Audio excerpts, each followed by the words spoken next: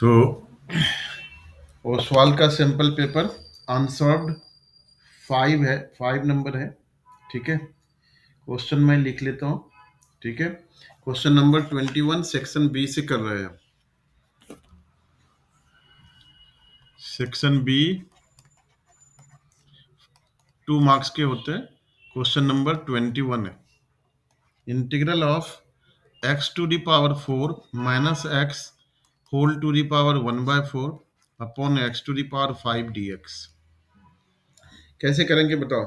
देखो, एक आइडिया देता हूँ। जब भी डेनोमिनेटर में आपको अलजेब्रिक फंक्शन की बात करो, पावर बड़ी हो, है ना, और ब्रैकेट में नीचे डेनोमिनेटर में या ऊपर में भी न्यूमरेटर में अगर उससे एक कम पावर आपको ब्रैकेट में दिखता हो, इसका मतलब वो आपसे क्या चाहता है।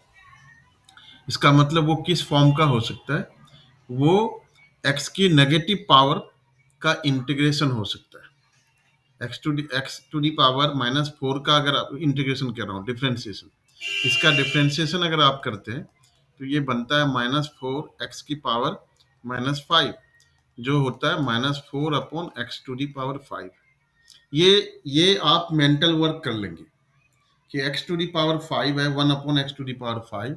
इसका मतलब ये हुआ कि अगर x की पावर -4 मतलब 1/x4 को अगर हम t ले लेते हैं या सब्स्टिट्यूट करते हैं, इन दैट केस हमारा जो डेनोमिनेटर में बनता है वो 1 upon x to the power 5 बनता है, विच इज परफेक्टली फाइन। ठीक है, तो यहाँ पर है x टू दी पावर 4, लेकिन एक चीज ध्यान रखना पड़ेगा, -x है। -1 रहता तो बहुत ही बढ़िया रहता, लेकिन -1 नहीं है। कोई बात नहीं, तो हम क्या करेंगे ना, इसको हम डिवाइड करते हैं x टू दी पावर 4 से ब्रैकेट के अंदर। तो x to the power 4 upon x to the power 4 minus x upon x to the power 4 and whole to the power 1/4 divided by x to the power 5 dx, ऐसा। ठीक है, इस तरह से है। अब क्या करेंगे,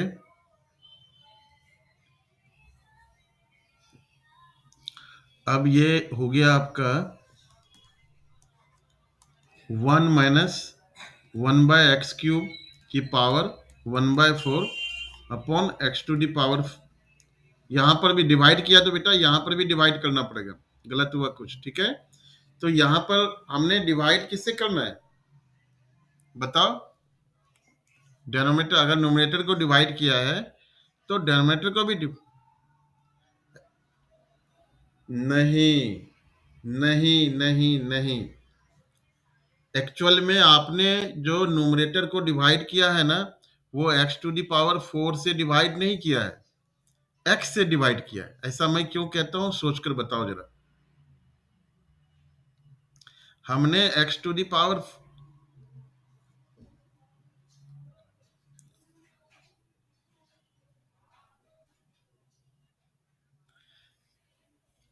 यहां पर इसीलिए से मतलब नहीं है, x टू दी पावर 4 से डिवाइड नहीं किया है विभोर। देखो, ब्रैकेट में x टू दी पावर 4 से आपने डिवाइड किया, तो x टू दी पावर 4 का पावर तो 1/4 है ना, तो आपने x से डिवाइड किया। ठीक है, तो डेनोमिनेटर को भी x से डिवाइड करेंगे, तो ये डेनोमिनेटर में आपका क्या आ गया, x टू दी पावर 4 आ गया। डेनोमिनेटर में आपका x टू दी पावर 4 आ गया dx। अब क्या करना है, अब 1 माइनस 1/x³ को समझ आया या नहीं आया अभी तक बताओ। हाँ जी, बोलो बेटे। ये ब्रैकेट में x टू दी,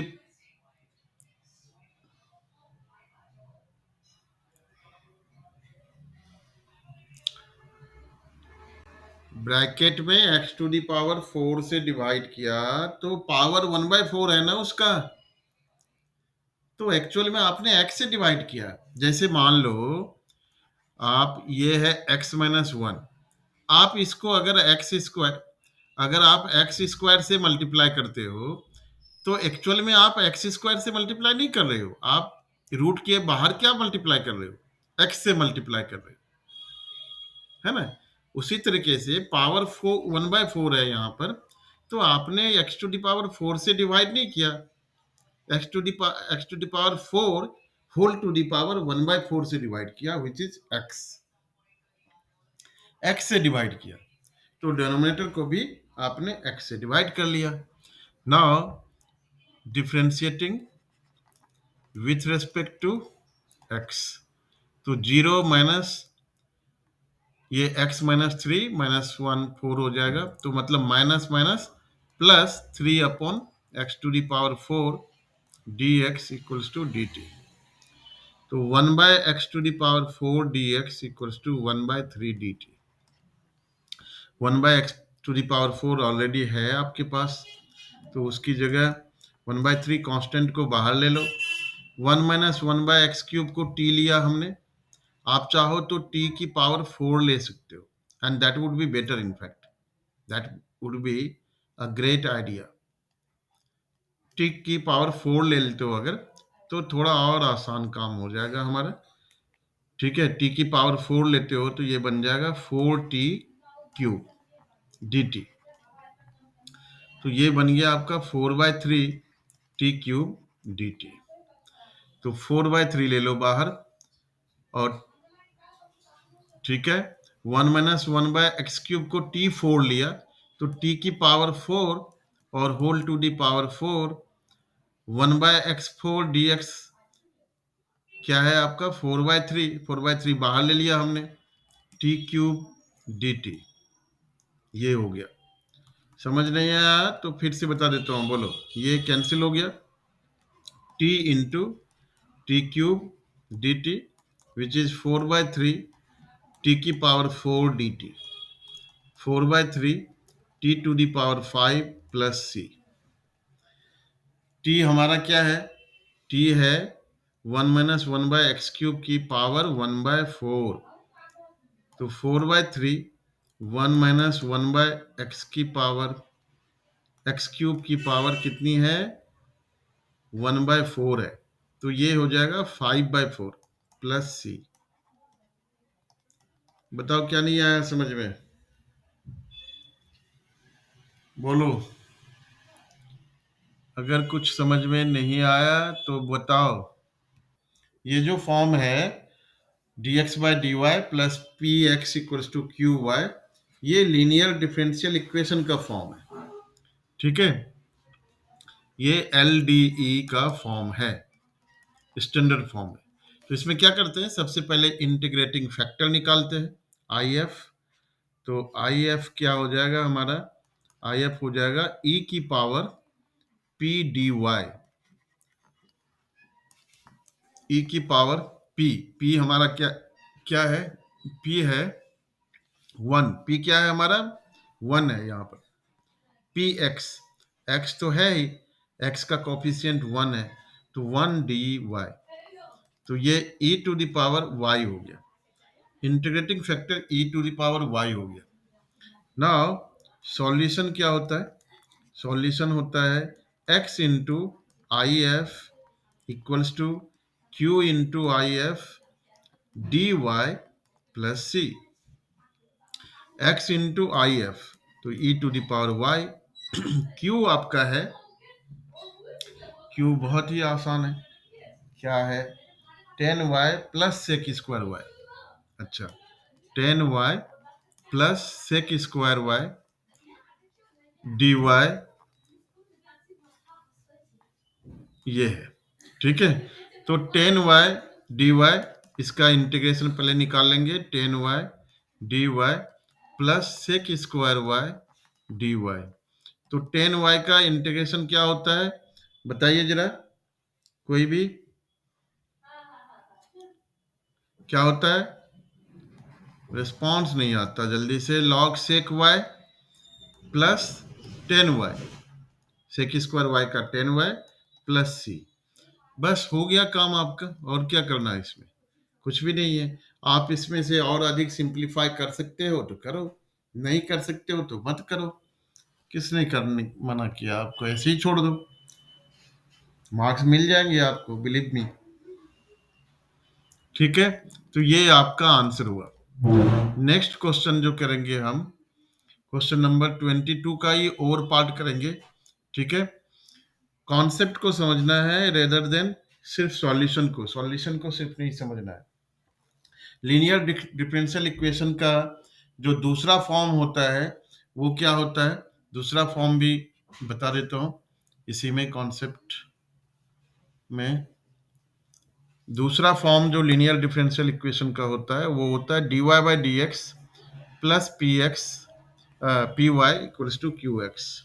जो फॉर्म होता है लीनियर डिफरेंशियल इक्वेशन का, एल डी ई का, वो होता है dy by D x plus p y equals to q x. और इस फॉर्म के लिए जो आई एफ होता है, इंटीग्रेटिंग फैक्टर होता है, इंटीग्रेटिंग फैक्टर जो होता है इस फॉर्म के लिए वो होता है आपका, इंटीग्रेटिंग फैक्टर होता है e to the power p dx। ठीक है, और इसका जो सॉल्यूशन होता है, जो इसका सॉल्यूशन होगा, सॉल्यूशन क्या होगा, सॉल्यूशन इसका होगा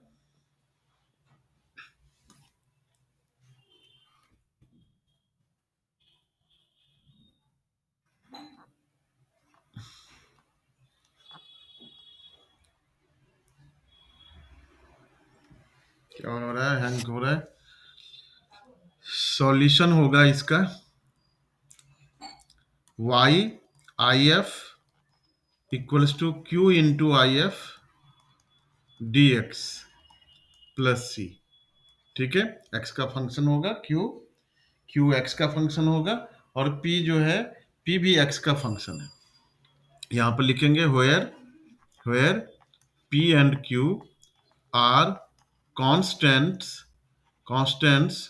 और फंक्शन ऑफ x, और फंक्शन ऑफ x, या तो कांस्टेंट होगा या फंक्शन ऑफ x होगा। ठीक है, या फंक्शन ऑफ x होगा।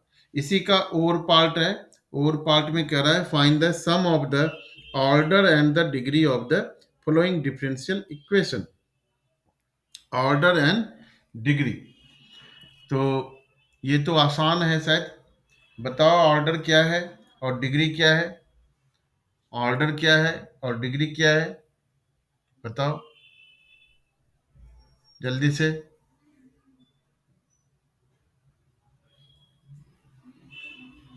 बताओ जल्दी से, ऑर्डर क्या है।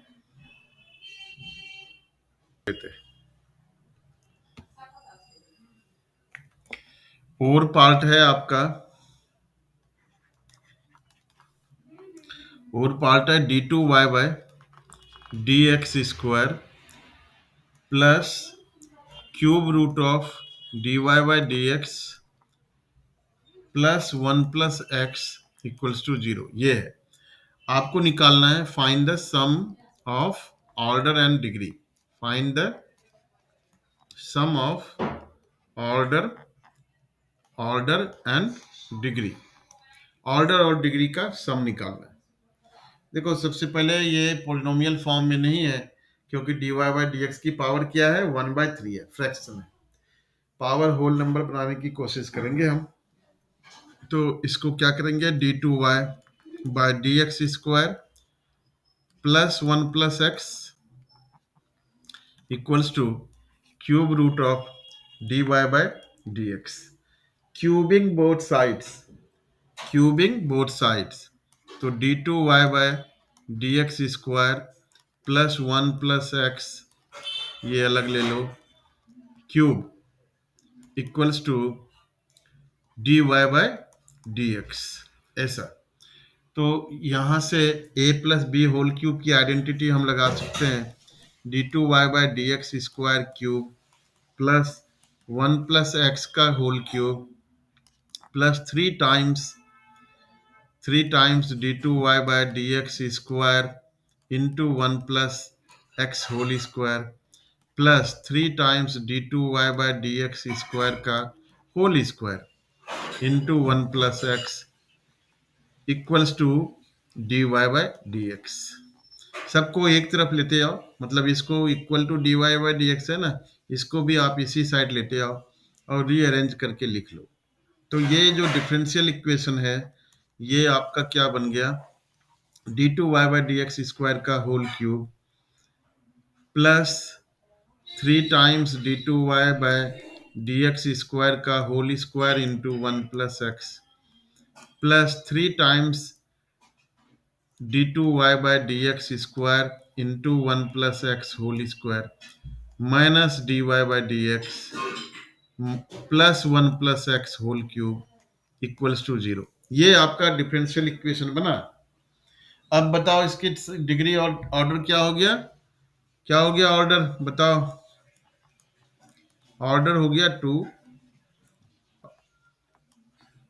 डिग्री हो गया 3। हाईएस्ट ऑर्डर का जो पावर होगा उसको हम डिग्री बोलते। और इन सब का सम, सम कितना हो गया, सम हो गया 2 प्लस 3 इक्वल्स टू 5। तो एक्चुअल में आपका आंसर क्या आना चाहिए, 5 आना चाहिए। अगर आप आंसर ऑर्डर 2 और डिग्री 1 देते हैं 2 प्लस 1 3, तो वो गलत आंसर होगा।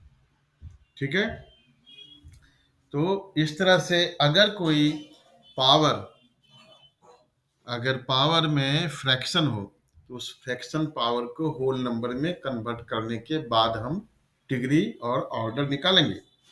ठीक है, तो ऑर्डर तो पता चल जाएगा, डिग्री में आपको अगर आप नहीं करते हो तो गलत आएगा। क्वेश्चन नंबर 23, क्वेश्चन नंबर 23 की बात आ गई। तो 23 में क्या है आपका, क्वेश्चन 23 क्या है, क्वेश्चन 23 है आपका vector A equals to i plus 2j plus k and vector B equals to i minus k. ठीक है, तो कह रहा है then find the vector value of magnitude of A cross B. I think ये question तो आप लोगों को अच्छे से आता है। ए क्रॉस बी का मैग्नीट्यूड निकालना है, तो ए क्रॉस बी पहले निकाल लो, है ना, पहले ए क्रॉस बी निकाल लो, फिर उसका मैग्नीट्यूड निकालते रहना आप। तो आई जे के, ठीक है, और इनके कॉफिशिएंट, इन सब से डिटर्मिनेंट बना करके, जे का कॉफिशिएंट बी में क्या है 0 है और -1 है के का कॉफिशिएंट। ये जो आएगा इसका मैग्नीट्यूड, तो मैग्नीट्यूड वेक्टर का निकालना आता है ना।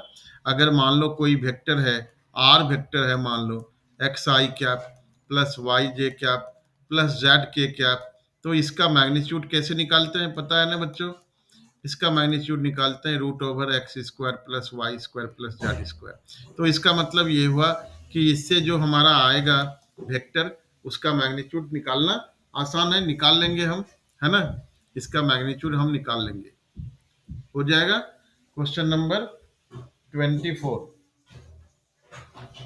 23 का और part, a b are two vector such that a plus b equals to a, prove that 2a plus b is perpendicular to b. क्या करेंगे, समझने की कोशिश करते हैं 23 का और पार्ट। ठीक है, 23 का और पार्ट समझने की कोशिश करते हैं। ठीक, 23 का और part, if a and b are two vectors, a and b are two vectors,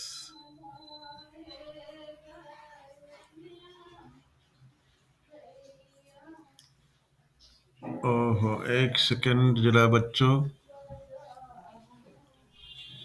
5 second का पॉज होगा।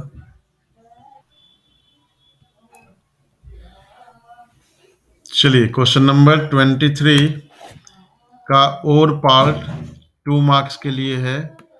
ये क्वेश्चन आपकी स्क्रीन पर, if a and b are two vector such that a plus b equals to a plus b का magnitude a के equal है, then prove that 2a plus b is perpendicular to b. तो अगर perpendicular है तो उनका हम क्या करते हैं, डॉट प्रोडक्ट लेते हैं, और डॉट प्रोडक्ट अगर जीरो हो जाता है तो हम कहते हैं कि ये दोनों वेक्टर परपेंडिकुलर है। तो 2a plus b dot B, तो ये क्या हो जाएगा, 2a dot b plus b dot b. ठीक है, ये होगा। तो यहां से b डॉट बी दिया हुआ है, a प्लस बी का मैग्नीट्यूड जो है वो a के मैग्नीट्यूड के इक्वल है, ये दिया हुआ है। तो पहले इसको अभी रहने दो, इसको यहीं पे छोड़ दो, और हम a plus B whole square अगर ले लेते हैं तो ये बनता है a square plus b square plus 2ab cos theta. 2ab ले लेते हैं, ऐसे a डॉट बी ले लेते हैं। ठीक है, तो a plus B whole square, a plus B whole square दिया हुआ है, a प्लस बी का मैग्नीट्यूड किसके इक्वल है, a के मैग्नीट्यूड के इक्वल है, तो उसकी जगह हम क्या लिख लेंगे, a का मैग्नीट्यूड लिख लेंगे। ठीक है, a स्क्वायर लिख लिया, और ये इक्वल टू हो गया आपका magnitude of a square plus magnitude of b square, ठीक है, प्लस 2ab। ठीक है, यहाँ पर एक स्टेप बच्चों, एक चीज और लिख करके रख लो अपना, तो उससे काम हमारा आसान हो जाएगा, बल्कि काम हो गया हमारा। तो यहाँ पे 1 ले लो आप। ठीक है, तो देखो हमारा ये ए स्क्वायर तो कट गया, ये हो गया 0, तो 0 equals to b square plus 2ab। अब देखो कि क्या यही नहीं है हमारे स्क्रीन पर जो हमें निकालना है, यही तो है। इसका मतलब इन दोनों का प्रोडक्ट, डॉट प्रोडक्ट क्या आ गया, 0 आ गया। अगर डॉट प्रोडक्ट 0 आ गया, दैट मीन्स ये दोनों वेक्टर क्या है, परपेंडिकुलर है। पता है ना, अगर दो वेक्टर्स का डॉट प्रोडक्ट 0 होता है तो वो दोनों वेक्टर्स आपस में परपेंडिकुलर होते हैं। इन दोनों वेक्टर, कौन से दोनों वेक्टर, 2a प्लस बी और b वेक्टर का डॉट प्रोडक्ट हमारा 0 आ गया, इसका मतलब ये दोनों वेक्टर आपस में परपेंडिकुलर हैं। ठीक है बच्चों, तो यहां से लिखेंगे hence hence 2a plus b and b are perpendicular to each other. ये आपका यहां से आंसर निकल के आया। ठीक है, नेक्स्ट क्वेश्चन करेंगे। नेक्स्ट क्वेश्चन करेंगे हम,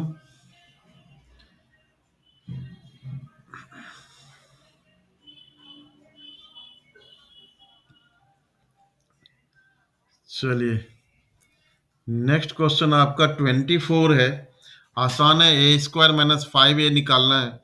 बस क्वेश्चन स्क्रीन पर रख करके बता देता हूँ, बाकी काम आप लोग कर लेंगे मुझे लगता है, तो आगे बढ़ जाएंगे, क्योंकि उसमें कुछ है नहीं, सिर्फ मैट्रिक्स को मल्टीप्लाई करना है, और तो कुछ है नहीं इसमें।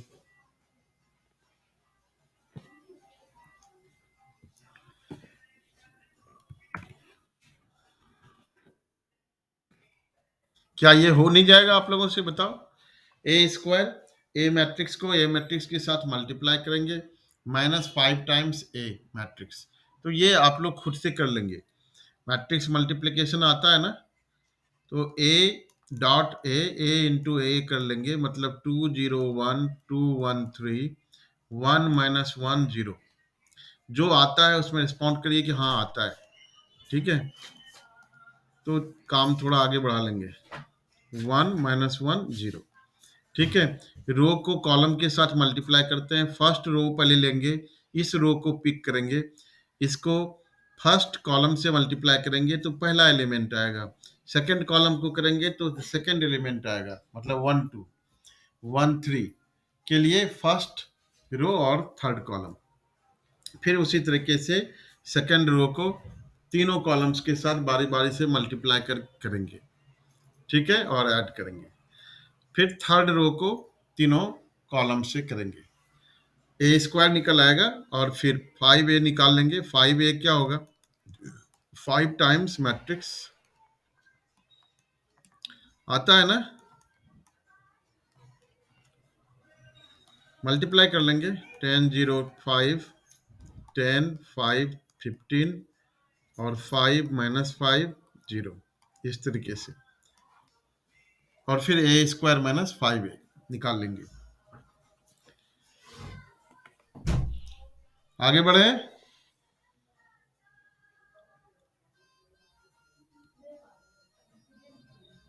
हाँ जी।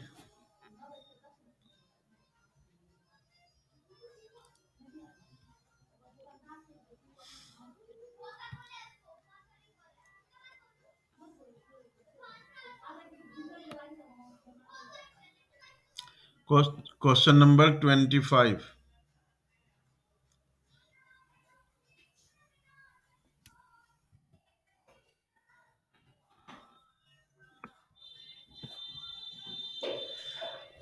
A 20-year-old girl drives her car at 25 km per hour. She has to spend 4 km in petrol if she drives her car at 40 km per hour. The petrol cost increases 5 kilo to 5 kilometer. She has 200 to spend. हालांकि ये syllabus में मेरे ख्याल से है नहीं word problem आप लोगों का, तो एलपीपी के वर्ड प्रॉब्लम तो शायद इस बार ही नहीं आएंगे, तो स्किप करते हैं अभी के लिए। ठीक है, बाकी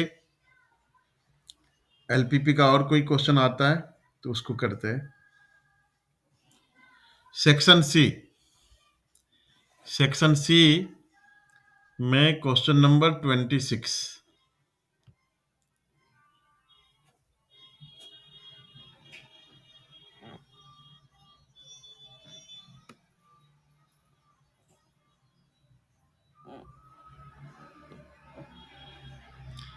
सेक्शन सी 3 मार्क्स का होता है ना?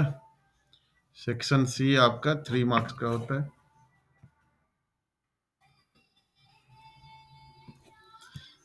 One bag contains 3 red and 5 black balls.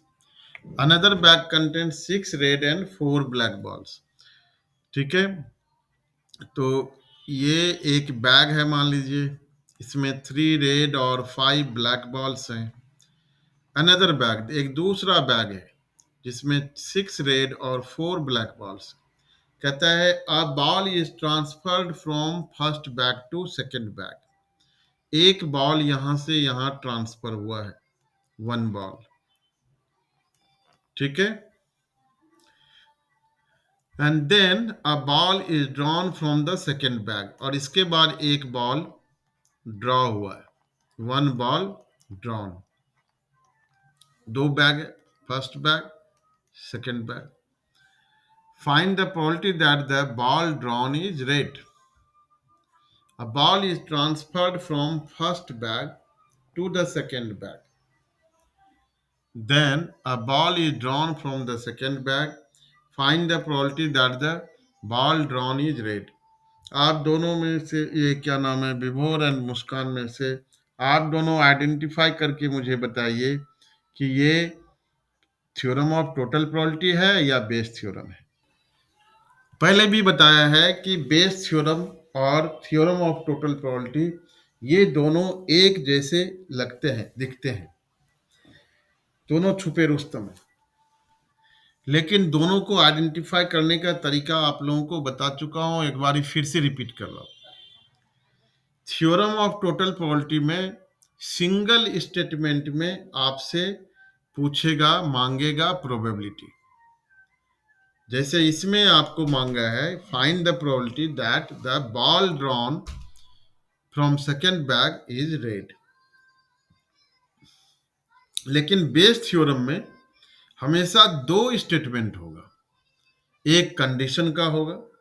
Conditional clause में प्रोवाइडेड, गिवन दैट, इफ, इस तरह के कंडीशनल जो कंजंक्शन होते हैं, कंडीशनल जो कनेक्टिंग वर्ड होते हैं वो यूज होते हैं।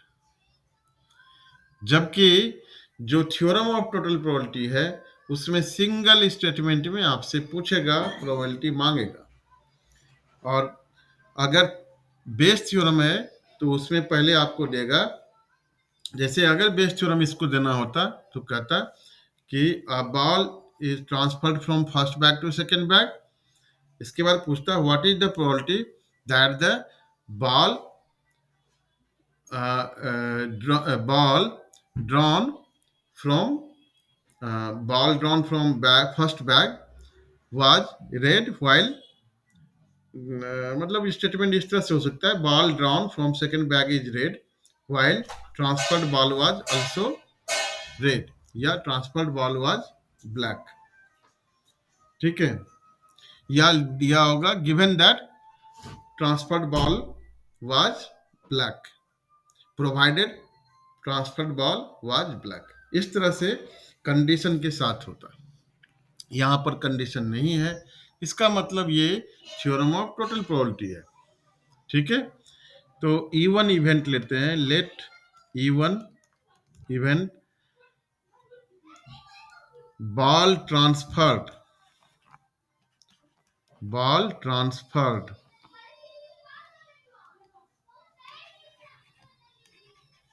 बी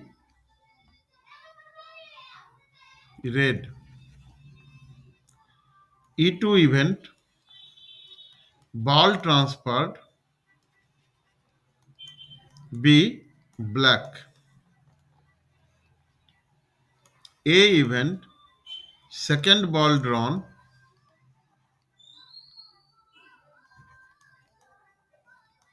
इज, क्या रेड कह रहा है? हाँ रेड। तो बस ये एक ही चीज पी ए मांगा इन्होंने। ठीक है, तो पी E1 पहले निकाल लेते हैं। पी E1 क्या होगा? बॉल ट्रांसफर्ड बी रेड, तो रेड ट्रांसफर होने की प्रोबेबिलिटी कितना है? 3/8 है। कैसे पता चला सर 3/8 है? क्योंकि नंबर ऑफ रेड बॉल्स 3 है। हाँ हाँ हाँ, तो 3/8। पी ई टू क्या है? बॉल ट्रांसफर्ड इज ब्लैक, तो ब्लैक की प्रोबेबिलिटी है 5/8। इस तरीके से अब आपको निकालना है P A by E1। P A by E1 मतलब सेकेंड बॉल रेड, जबकि फर्स्ट बॉल भी रेड ट्रांसफर हुआ था। तो अगर फर्स्ट बॉल रेड ट्रांसफर हुआ सेकेंड बैग में, तो सेकेंड बैग में रेड कितना हो गया? रेड हो गया 6 + 1 7। ठीक है, और टोटल बॉल हो गया कितना? 11। तो प्रोबेबिलिटी हो गया 7/11। प्रोबेबिलिटी हो गया 7/11। पी ए बाई E2 अगर ट्रांसफर्ड बॉल ब्लैक था और रेड आने की प्रोबेबिलिटी, तो रेड तो उतना ही है जितना था, रेड में कोई चेंज नहीं हुआ, लेकिन टोटल नंबर चेंज हो गया, तो 6/11। समझ आ रहा है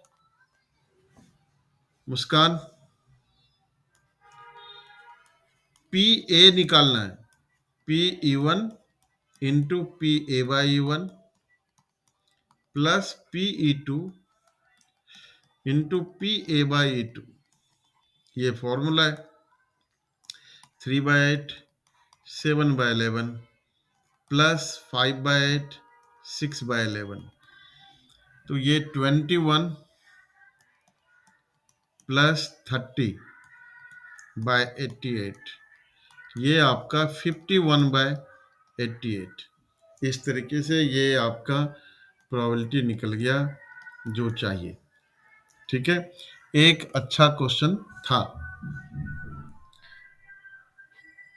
तो थ्योरम ऑफ टोटल प्रोबेबिलिटी को आइडेंटिफाई करने का तरीका है, सिंगल स्टेटमेंट में आपसे प्रोबेबिलिटी मांगेगा, जबकि अगर वही चीज उनको बेस थ्योरम में देना होगा तो बेस थ्योरम में एक प्रोबेबिलिटी का स्टेटमेंट मांगेगा, दूसरा आपको उसी से रिलेटेड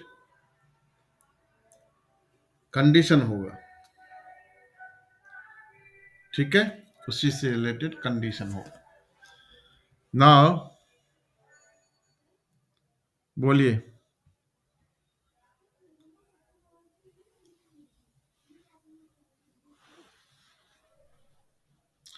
कंडीशनल मैंने क्या कहा? हाँ जी, पूछो। हम्म। हम्म।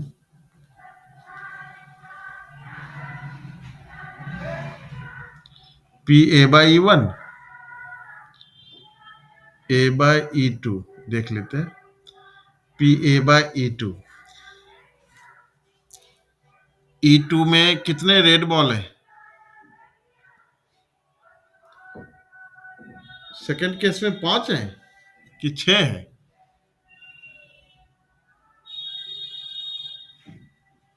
बेटा मैं कह रहा हूँ P A by E two है ना, ए बाई ई टू, तो ए बाई ई टू क्या हुआ? Quality of ball drawn from second bag is red while ball transferred was black. आया समझ में? हाँ, इसमें कंफ्यूज नहीं करना। हाँ, मुस्कान आप कही थी कि कंडीशन तो इसमें भी है सर, बिल्कुल है ना। मैंने कहा कि कंडीशन नहीं है।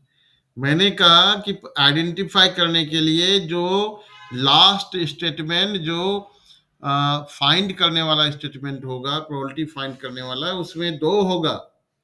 एक होगा प्रोबेबिलिटी मांगेगा, दूसरा उसके साथ कंडीशन होगा। वो नहीं है यहाँ पर। ठीक है, तो एक ट्रिक बताया, ये रूल नहीं होता है। ट्रिक को रूल नहीं कहते हैं। वो अलग अलग भेष में हो सकते हैं, वो अलग अलग तरीके से हो सकते हैं।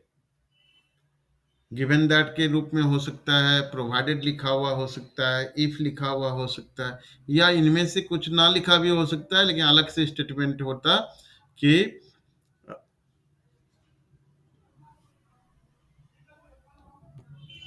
बोलो।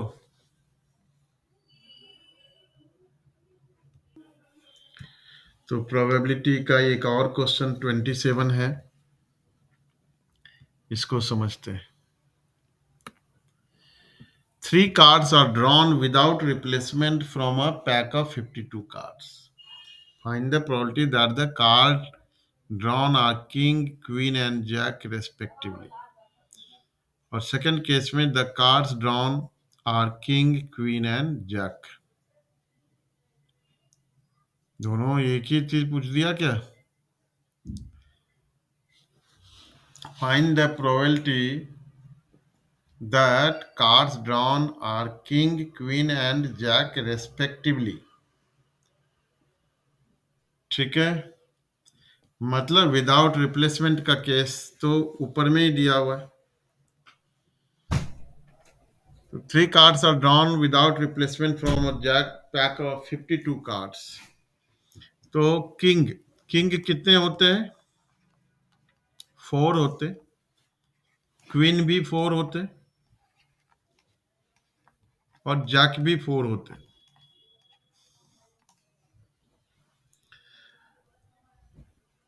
पहला कार्ड ड्रॉ किया, पहला कार्ड किंग भी हो सकता है, क्वीन भी हो सकता है, जैक भी हो सकता है। ठीक है, इनमें से कोई एक हो सकता है। ठीक है, तो पहला कार्ड अगर किंग होता है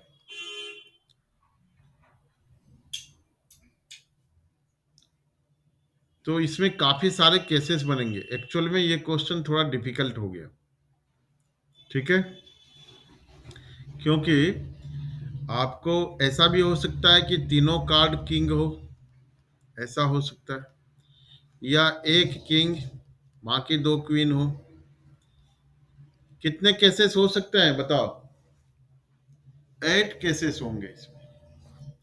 इसमें टोटल 8 केसेस हो सकते हैं। इस तरह से,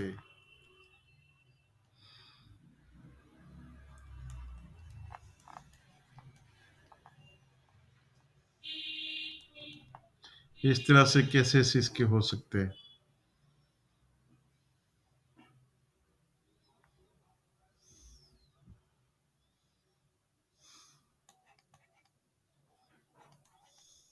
के क्यू के हो गया आपका। और भी केसेस हो सकते हैं। टोटल 8 केसेस होंगे मेरे ख्याल से। King king queen, king queen queen, king queen, ठीक है। क्यू के क्यू के क्यू, 1 2 3 4 5 6 7, क्यू के और क्यू क्यू क्यू, ये 8 केसेस होंगे, ठीक है। इस तरह से तो पहला अगर आपने किंग ड्रॉ किया, हालांकि ये केसेस 8 जोर हैं, लेकिन सबकी प्रोबेबिलिटी एक ही है, इसलिए करने में कोई प्रॉब्लम नहीं होगा, आसानी से हम कर सकते हैं। 4 किंग,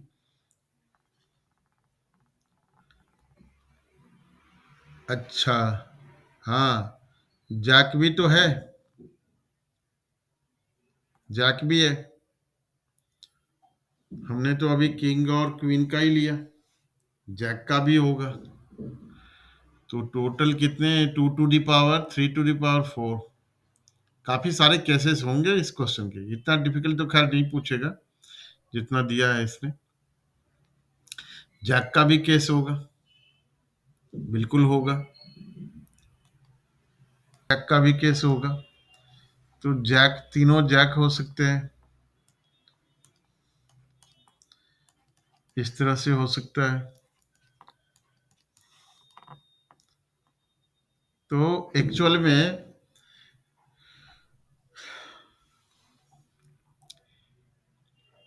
काफी सारे केसेस इसमें बन सकते हैं। चलिए 3 कार्ड रिप्लेस किया है, हम बहुत सारे केसेस ना बना करके समझने की कोशिश करते हैं, क्योंकि सबकी प्रोबेबिलिटी सेम है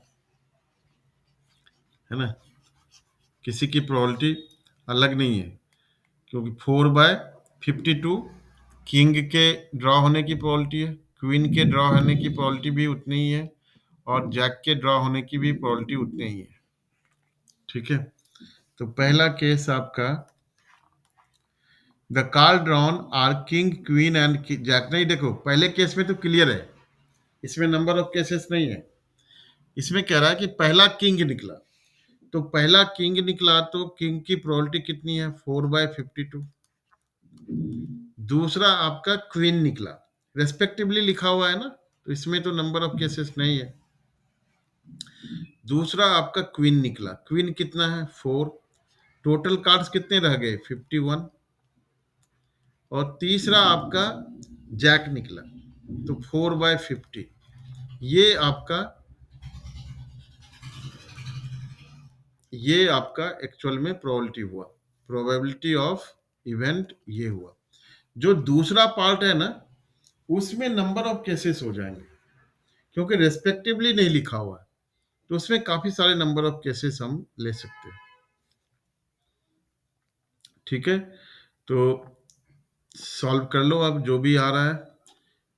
2/25, तो 8/13 इंटू 51 इंटू 25, जो भी होगा ये आपका आंसर होगा। सेकेंड केस में क्या है, cards drawn are king queen and jack. इसमें पहले ऑर्डर जो है वो मैटर करेगा, कि ऑर्डर पहले, क्योंकि मेंशन नहीं कर रखा है किस ऑर्डर में निकल रहा है। रेस्पेक्टिवली वर्ड से ऊपर वाले क्वेश्चन में क्लियर था कि पहले किंग, फिर क्वीन और फिर जैक, इसमें क्लियर नहीं है। तो एक्चुअल में ये कितने तरीके से निकल सकते हैं सारे, तो किंग, क्वीन और जैक, ये 3 कार्ड्स निकालने की प्रोबेबिलिटी आपका कितना हो जाएगा।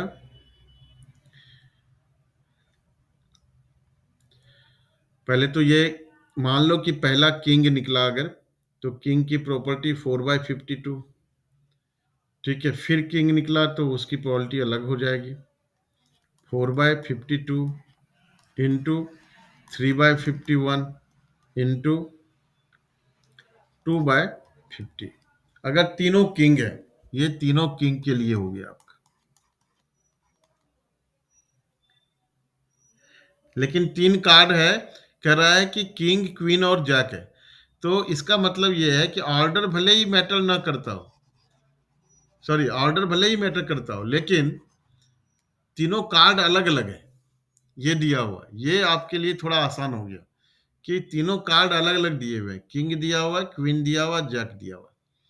तो ऐसा हो सकता है कि के क्यू जे हो सकता है, क्यू के जे हो सकता है, ठीक है, जे के क्यू हो सकता है, या फिर आपका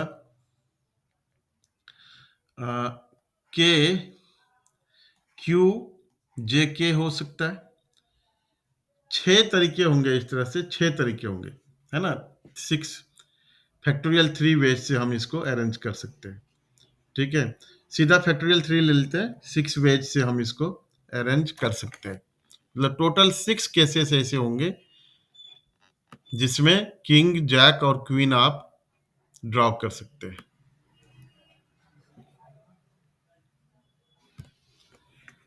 तो प्रोबेबिलिटी क्या होगा? प्रोबेबिलिटी होगा 6 इंटू, अगर पहले किंग निकलता है 4/52, तो दोनों के केसेस तो सेम है ना, 4/51 और 4/50 होना यही है, इंटू 6 हो जाएगा।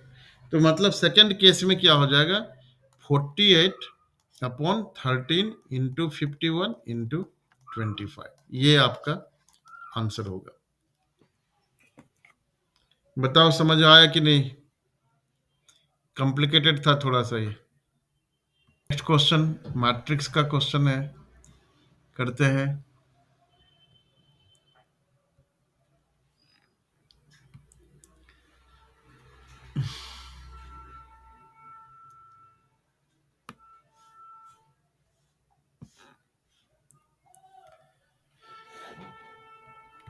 चलिए क्वेश्चन ये है, आधा पार्ट ये है, आधा पार्ट रह गया, उसको लाता हूँ अभी खोज करके, कहाँ है, भटक रहा है, आधा पार्ट भटक रहा है अभी भी।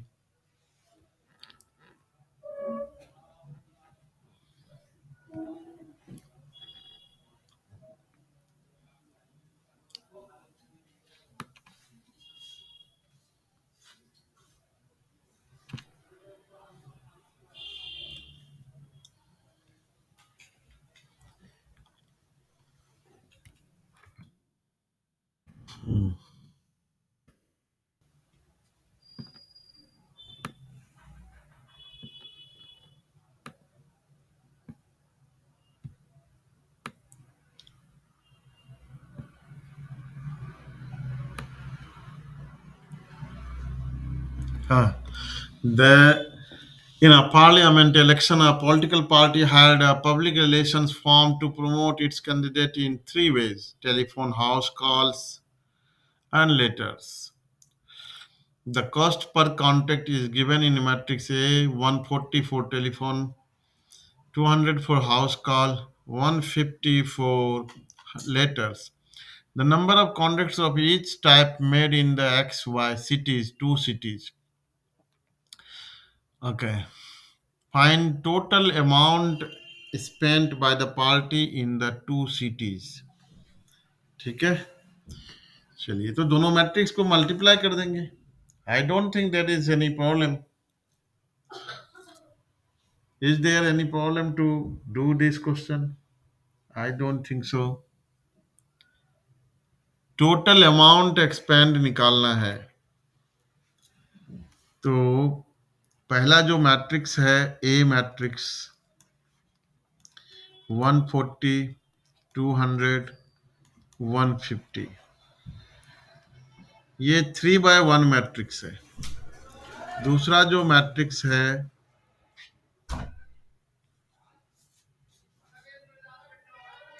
वो आपका दो अलग अलग सिटी का दिया हुआ है, 1000, 500, 5000, 3000, 1000 एंड 10,000। ये सिटी एक्स के लिए है और ये सिटी वाई के लिए है। क्या दोनों हम एक साथ निकाल सकते हैं क्या मल्टीप्लाई करके? नहीं निकाल सकते। क्यों? क्योंकि बी मैट्रिक्स जो है वो 2/3 मैट्रिक्स है, तो हम नहीं निकाल सकते ऐसे। ठीक है, हम ऐसे नहीं निकाल सकते। क्या करना पड़ेगा? तो ए मैट्रिक्स हमारा दिया हुआ है 140, 200, 150। मतलब जो टेलीफोन कॉल में खर्च होता है ना, contact, the cost per contact, एक कांटेक्ट को के पीछे जो खर्च आता है वो 140 रुपीज टेलीफोन कॉल में। हाउस कॉल के लिए 200 खर्च होता है और 150 फॉर लेटर्स। तो सी टी एक्स के लिए पहले निकालेंगे, है ना, सी टी एक्स के लिए निकालेंगे। एक्स मैट्रिक्स मान लो ये आपका क्या होगा, रो में है, ये कॉलम में नहीं है, ध्यान रखना, ये रो में है। 1000, 500, 5000। ठीक है, अब ये 3/1 मैट्रिक्स है और ये 1/3 मैट्रिक्स है। अब ये दोनों मल्टीप्लाई हो सकता है और आंसर 3/3 आएगा। आंसर क्या आएगा? 3/3 आएगा, और दोनों का अलग अलग आएगा 3/3।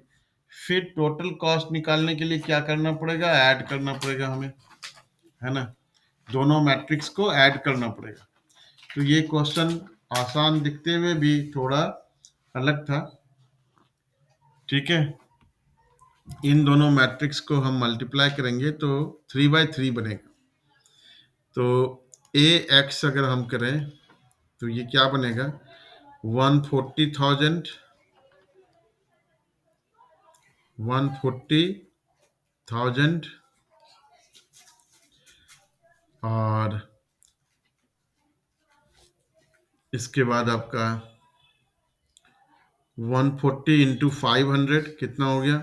7,000, 70,000, 70,000 और 140 इंटू 5,000 इज 700,000। और उसी तरीके से 200 इंटू 1000, 200,000,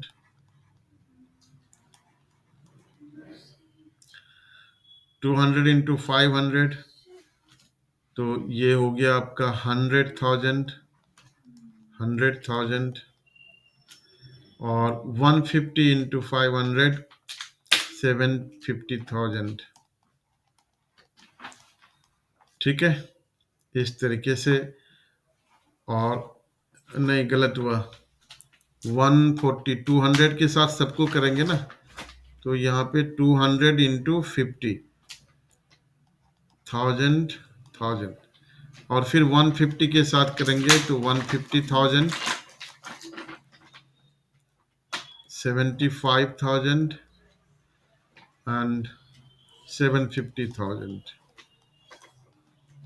ठीक है, ये आपका एक्सपेंडिचर हुआ सी टी एक्स के लिए। और सी टी वाई के लिए आप क्या करेंगे? ए वाई निकालेंगे और फिर इन दोनों मैट्रिक्स को ऐड कर देंगे। आ रहा है समझ में? टोटल एक्सपेंडिचर क्या होगा? टोटल एक्सपेंडिचर ए एक्स मैट्रिक्स जो निकाला आपने प्लस ए वाई मैट्रिक्स, इन दोनों को ऐड करके टोटल एक्सपेंडिचर आएगा अलग अलग। ठीक है, अलग अलग मतलब टेलीफोन कॉल्स का अलग आएगा, हाउस कॉल का अलग आएगा, लेटर्स का अलग आएगा। ठीक है, इन दोनों को ऐड करके कर लोगे।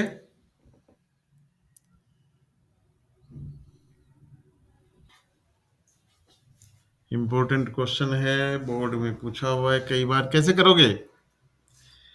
y to the power x equals to e to the power y minus x।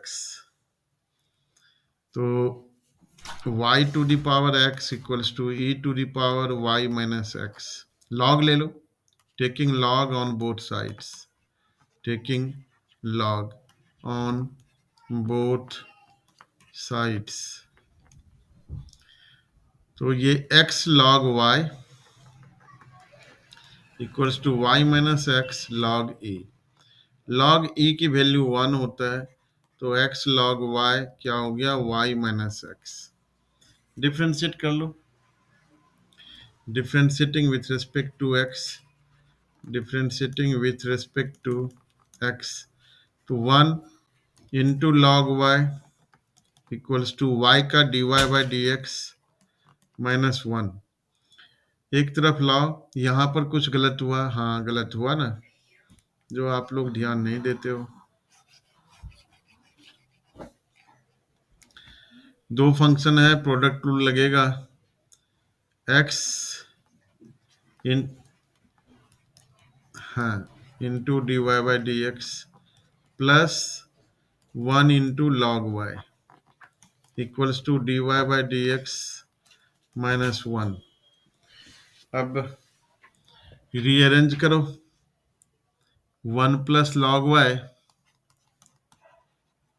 1 को इस तरह भेज दो, और d Y by D x minus x by y d Y by D x. तो d Y by D x को तो common ले लेंगे हम, d Y by D x को हम कॉमन ले लेंगे, तो d Y by D x हो गया आपका d Y by D x 1 minus x by y. इसका मतलब यहाँ से हम लिख सकते हैं 1 plus log Y, 1 plus log y equals to D Y by D x, d Y by D x into y minus x upon y. ठीक है, d Y by D x निकालना है हमें, d Y by D x निकालना है, क्या prove करना है, d Y by D x equals to 1 plus log y whole square on log y. तो d Y by D x निकालना है, तो यहाँ से y into 1 plus log y upon y minus x. ठीक है, तो y minus x, y minus x को क्या लिखेंगे, x लॉग y लिख सकते हैं, है ना। y माइनस एक्स को यहाँ से फ्रॉम वन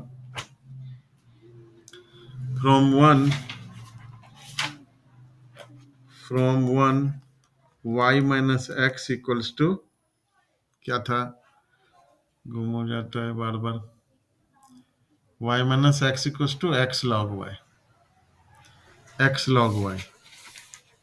तो ये हो गया y 1 प्लस लॉग y, और इधर हो गया आपका x log y, x log y। y by x को क्या लिखेंगे, y minus x by x log y है। तो यहाँ पर ना थोड़ी गड़बड़ी हुई, हाँ y minus x by x को लॉग y लिख सकते हैं। ठीक है, y माइनस एक्स को x लॉग y लिख लिया हमने, y को क्या लिख सकते हैं ये देखना है। तो y को लिख सकते हैं x into x plus x log y, y को लिख सकते हैं x into 1 plus log y, और 1 प्लस लॉग y पहले से है। ठीक है, upon x log y, x x cancel हो गया, आंसर आ गया। मुस्कान समझ नहीं आया आपको, स्टेप देखना ठीक से तो समझ में आएगा। 1 plus log y whole square upon log y, यही प्रूव करना था। जो लास्ट स्टेप है वो समझ में शायद नहीं आया। देखो y की जगह हमने क्या लिख लिया, y की जगह हमने क्या लिखा, x into 1 plus log y लिखा। कैसे कैसे लिखा, देखो यहाँ से, देखो यहाँ से y निकाल लो, y क्या होगा, x plus x log y होगा, x को दूसरी तरफ भेज दोगे लेफ्ट हैंड साइड में, तो x into 1 plus log y हुआ। तो x into 1 plus log y रख दिया, x x cancel, 1 plus log y whole square, इस तरीके से। ठीक है, इस तरीके से हुआ। तो आज जो है बच्चे यहीं तक करेंगे, आगे काम करना आप लोग, और नहीं भी करोगे तो याद दिलाना मुझे। नेक्स्ट क्लास में फिर यही इसी पेपर जहां छोड़ा है वहीं से शुरू करूंगा। ठीक है, सो दैट कंटिन्यूएशन बना रहे।